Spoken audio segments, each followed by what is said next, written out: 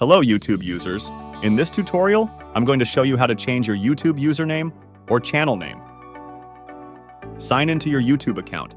Make sure you're signed in with the Google account associated with the channel you want to change the username for. Next, click on your profile picture or icon in the upper right-hand corner of the YouTube homepage. A menu will appear. From there, select YouTube Studio to access your dashboard.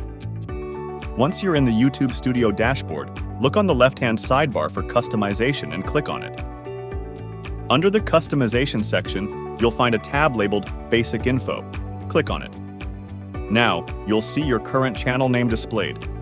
Click on the pencil icon next to it to edit your channel name. You can now enter your desired new channel name.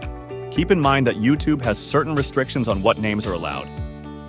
Make sure your new name is unique and not already in use by another channel.